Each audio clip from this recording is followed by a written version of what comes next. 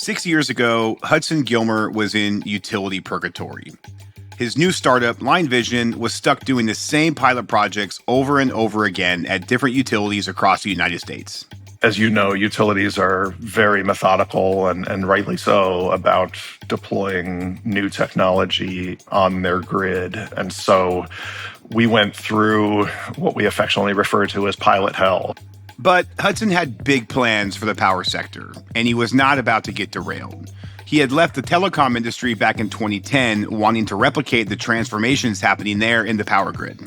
When I was in the telecom industry in the beginning of my career, data networks were built using kind of point-to-point circuits to deliver data from A to B. And over the course of my career, IP overtook circuit switching, and it allowed much more of a meshed, reliable way of delivering data, and also a much more efficient way of delivering data. The evolution in data delivery led to various improvements across the entire industry, like new business models and customer services. And Hudson felt it was almost inevitable that the same evolution would happen to the electric utilities. There's so many parallels between telecom and energy, and particularly the electric grid. These are both network industries. They're both heavily regulated industries. And so I almost felt like I had a window into the future of what would happen in the electric grid space by having spent so much time in the telecom industry. So in 2018, Hudson, along with his co-founder, Jonathan Marmillo, launched LineVision, a dynamic line rating company that builds sensors that measure the capacity of a transmission line in real time. You can almost think of it as essentially a fitness band for the grid. We're adding monitoring to the lines that form the backbone of the grid.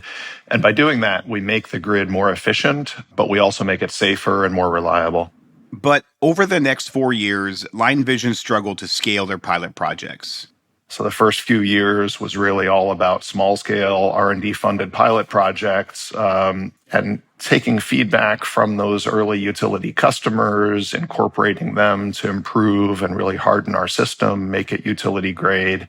That cycle of pilots and product iterations finally broke in 2022 when National Grid offered LineVision a new contract to integrate their product into the utility's operations. A number of utilities who were with us from the very early days then awarded us follow-on contracts that are what we call operational, where the LineVision data is coming into the EMS of the utility and being used in daily operations. Today, LineVision has projects with some of the largest utilities in the country, and its rise is coming at the exact moment when the electric grid needs it the most. This is With Great Power, a show about the people building the future grid today. I'm Brad Langley. Some people say utilities are slow to change, so they don't innovate fast enough. And while it might not always seem like the most cutting-edge industry, there are lots of really smart people working really hard to make the grid cleaner, more reliable, and customer-centric. This week, I'm talking with Hudson Gilmer, the CEO and co-founder of LineVision. The company is on a mission to enable electrification and decarbonization by developing sensors that make the grid more intelligent.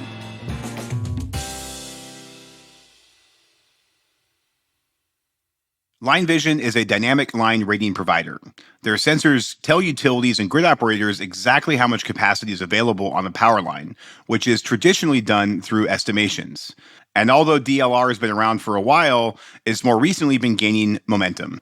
I think the tipping point has been partly that no utility really wants to be the first to adopt new technologies, but when they see their peers having success, then it really de-risks that proposition. But I think the other factor is load growth. Because for the first time in decades, load growth is on the rise. And that's bringing a lot more attention to grid-enhancing technologies that can help expand grid capacity. Dynamic line rating is still in the early stages of adoption, but Hudson believes in time it will be industry standard. I talked about the pilot phase. That's really where we've come from. The operational phase is where we are right now, where you can almost think of it as kind of a Band-Aid phase, where utilities are identifying maybe 3 or 4 highly congested lines, which may be candidates for DLR. But ultimately, where I see this going is system-wide deployment. I talked with Hudson about 2 of LineVision's biggest projects with AES and National Grid. But we began the conversation with Hudson's pivot into the power sector, which started with his decision to leave telecom and go to grad school at MIT. After school, he got a job as the marketing director for a company called Enernoc. So Enernoc was really an industry leader in demand response. And I joined Enernoc straight out of business school at a period before they went public when I actually liken what Enernoc was doing to what LineVision is doing in terms of being a new model for grid capacity.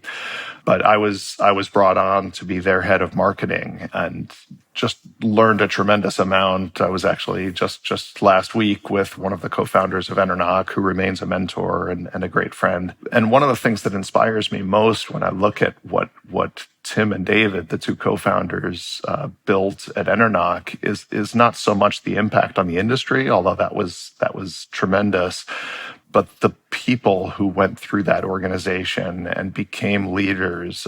Tim was sharing with me that over 40 Enernockers are now leading or founders of companies in the climate tech space. So that's, he's the father of so many people who have gone on to do great things in this industry. So then you spent some time in a company called Enva Power, and you did nearly a decade at Genscape, which is a research and consulting agency now owned by Wood Mackenzie. How was the industry changing during that time? Maybe talk through some of the major trends you remember happening during that time. So the industry is always changing. I think what happened during the time, so when I joined Enva Power, we were the first to really build out modeling and predictive analytics that were used by market participants trading in these wholesale markets. And the industry was going through this change from centralized, dispatchable generation, so coal and gas and nuclear generation, to renewables, and that had huge market implications. It was causing much more swings in power prices as the wind blows, as the sun shines, and required people who were buying and selling in these markets to really understand those fundamentals. And fortunately, we were at a place where we could provide insights. This is a fascinating industry. I think we're now seeing, this fortunate situation where the future is electric. And that's both exciting and daunting at the same time. It's going to require a complete rethink of how grids are built and operated. We can't double or triple grid capacity using the same tools that we use to build the grid that we have today. And then after Genscape is when you launched LineVision, which was in 2018. What was the DLR market like at that time? So in 2018, DLR was not a new technology. The concept had been around for maybe 15 years, but no one had really cracked the code of how to make it reliable and easy to implement. The DLR providers at the time were using more hardware-intensive solutions, so either load cells that would measure the tension of a line or clamp-on devices that would actually require an outage and be attached to the wires. So when we started LineVision, we really took a hard look and talked to a lot of customers or utility executives about why they hadn't deployed DLR to date. And what they told us is, we want a solution that doesn't come anywhere close to our energized lines, that is reliable, because often with the earlier incarnations of DLR, the hardware would be deployed, but then when it failed, the utilities would be stuck with a stranded asset on their lines and didn't have the budget to go take off that device and replace it. So based on all that feedback, we developed a different approach, a non-contact approach, which mounts on the tower and has a few advantages. It doesn't require an outage. It doesn't require anything touching the wires, but also it has much broader visibility. We're able to see all of the conductors that make up a line, even if it's a dual circuit line. and just get much richer data on the lines and the inputs that go into calculating an accurate line rating. I want to transition to talking about some of your current projects, but before that, let's go through some of the acronyms we've been throwing out there. We have DLR and GETs or GETs, which stands for Grid Enhancing Technologies. Can you explain the two of them and their connection? There's way too many acronyms in this industry. So GETS stands for Grid Enhancing Technologies. So broadly, these are technologies that can unlock additional capacity on the existing grid. DLR is one of those grid enhancing technologies. DLR stands for dynamic line ratings. And I think the best way to understand it is a traffic analogy. Grid enhancing technologies include DLR, which is analogous to opening up a new lane, an additional lane on a highway to allow more traffic to flow. Power flow control is another one of the grid enhancing technologies, and that is analogous to a smart traffic light, which can dynamically balance loads across different roadways and again increase capacity. And then the third grid enhancing technology is topology control, and this can be compared to Google Maps or Waze for the grid. So when there is an outage on the system, this allows the grid to dynamically route electrons, route power around those bottlenecks, and decrease the impact, decrease the congestion on the grid. DLR projects are often covered by the amount of sensors deployed as part of that project. Is that a good way to talk about the size of these projects? How do you like to describe them? Probably not. I think the number of sensors only means something to the vendors who are selling those sensors, but the reality is that what matters is the problem that the utility is trying to solve. So we have projects where we've been brought in to help reduce congestion related to offshore wind. We've had projects where customers have said, I want to integrate more renewables on the grid. We have projects where customers have said, I need to connect more load, or I have a critical industrial manufacturing facility where I need more grid capacity or more data center load growth that I need to support. And really the more relevant unit of measure is lines. So a line is connecting one substation to another. It may be 20 miles, it may be 30 miles long, and we will generally, as a rule of thumb, deploy a sensor every 3 or 4 miles on that line to make sure that we have really accurate local understanding of the factors that determine how much power you can safely flow through that line. I know you touched on throughout the conversation, Hudson, why DLR is important for utilities, but when you're talking to them, kind of give me the elevator pitch for why DLR and why it's so imperative for utilities to adopt today. When I put myself in the shoes of a utility executive, it's a really hard job.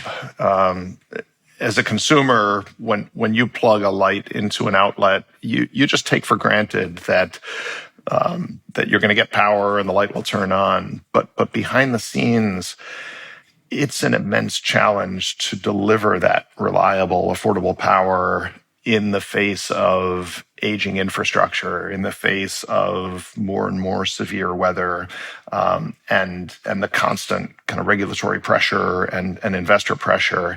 And as I said earlier, now we have load growth that's just making life even more difficult for utilities because they now have to expand their grid even faster.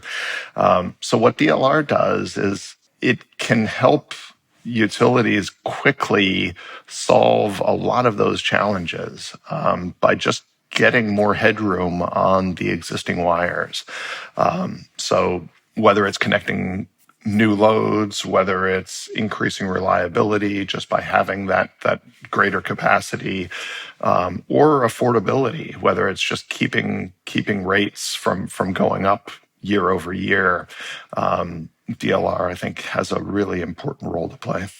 Let's dig into more some of the projects you're working on, some specifics around those. One of your major projects is with National Grid UK, where LineVision is helping integrate more offshore wind onto the grid. What is your role in that project? And maybe explain a little bit about how your technology is enabling more offshore wind capacity. So National Grid in the UK is in a unique situation given that they're blessed with tremendous offshore wind resources. They will integrate 50 gigawatts of offshore wind onto their system in the next 5 years.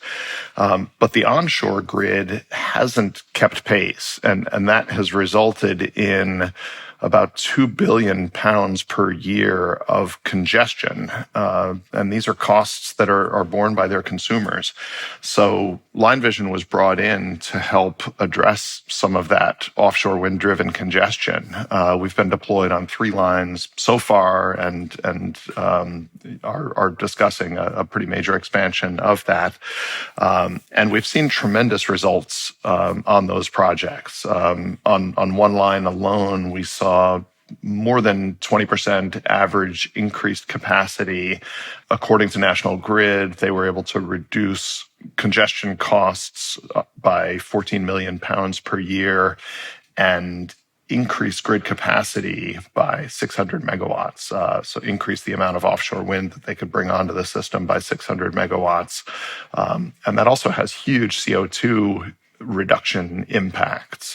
So they estimate about 700,000 tons of CO2 reduction, because when offshore wind gets curtailed because of grid constraints, that means they've got to dispatch, they've got to run their fossil fuels like gas generation more intensively. You also have a project here in the States with AES. That's a pretty large project that focuses on grid capacity and reliability. Tell us a bit more about that project, the need you're helping them solve for, and how you guys are going about doing it.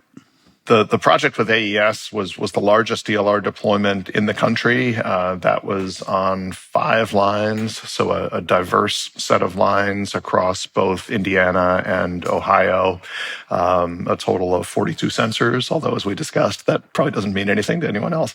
But they've been just a great partner to work with. They selected those lines really on the basis of customer impact. They were looking for, where can we deploy DLR to reduce cost to our customers, to improve reliability, to connect critical loads onto our system, and they've learned a lot, and we've learned a lot from them in that experience. They were able to see on the higher voltage lines where they deployed really compelling increases in capacity. And on some of their lower voltage lines, a lot of these are wooden structures and maybe 50 or more years old. They were able to see some areas where they needed to harden their system, to upgrade the lines, or even to increase vegetation management to allow more cooling effect of wind, or to reconductor those lines. So it's really given their asset management team much richer data to optimize their system. So Hudson, we spent a fair amount of time talking about the DLR market and LineVision's role in it, but maybe take us a step back for those that may not be as familiar with DLR. Can you give us kind of a high-level overview of the market? Absolutely. Really, what we're talking about here is line ratings, and a line rating is effectively, kind of go back to the traffic analogy, the speed limit of how much power can safely be put through a line. The traditional method that utilities use for rating a line is a static or seasonal limit. So it's a very conservative assumption about how much power can go through the line, based on assuming little to no wind cooling the line, assuming relatively high ambient temperatures. Because what these ratings are designed to do is make sure that the line is not overheated, that so much power is put through a line that it doesn't damage the conductor itself. Ambient adjusted ratings are one step towards more accurate line ratings, and they move from static line ratings to factoring in ambient temperature and saying if the weather outside, if it's relatively cool, we can safely put more power through it. The next step is DLR, or dynamic line ratings, and these factor in not only temperature but also the much more powerful cooling effect of wind, and those really require sensors to be deployed locally because wind is locally variable and hard to forecast at a granular level. So LineVision is one of several DLR providers. We are unique in having a non-contact approach to monitoring the conductors. There are others who use clamp-on devices that measure flow on power lines, and some who use no sensor at all, but are really just looking at weather data. Throughout the conversation, you've been talking about how DLR provides a lot of value aside from more insights into line capacity. Curious, how do you see the DLR and broader GET market evolving over the next few years? So as I said earlier, I think there's three phases that we are going through in DLR adoption. The first was the pilot phase, and thankfully that's largely behind us. We're now in what I sometimes call the Band-Aid phase. So this is looking at DLR as a tool in the toolbox for problem lines, for highly congested lines, but still it's a relatively small percentage of the overhaul system. But really, where I believe we're going is that this becomes system-wide, and we're already in conversations with some utilities about system-wide deployment. Part of it is that as the operators of the grid start to see this data on some of their lines, they want to see it on all of their lines, and it just helps them do their jobs better in terms of operating a reliable, flexible, efficient grid. And the economics are really compelling. For a fraction of the cost of building a single new line, utilities can deploy DLR system-wide and just get that transformational increase in situational awareness and flexibility and capacity. So I firmly believe that's where we're going as an industry, and the only question is how quickly we'll get there. So how quickly do you think we'll get there if you're breaking out the crystal ball? I'm going to say 5 to 10 years. I am an optimist, so I'm gonna lean towards the earlier side of that, and I do think that the biggest factor driving that is that we've got great customers who are not shy about sharing their success in deploying this technology with their peers. I was on a panel just a few weeks ago at the EEI conference with AES talking about their experience. National Grid has done press releases and video testimonials about their experience, and you'll see more news coming soon about other customers deploying this at scale. So I think there's a real momentum that comes where this becomes essentially the best practice of how to deploy. And I think that especially in this new era of load growth, grid capacity is the new gold.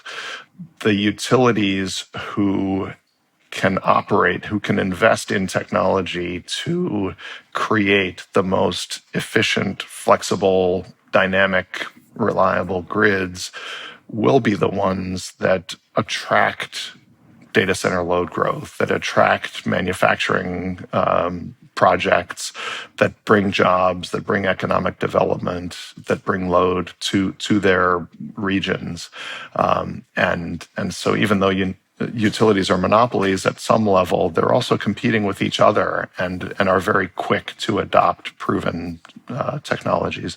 We call this show With Great Power, which is a nod to the energy industry. It's also a famous Spider-Man quote, with great power comes great responsibility.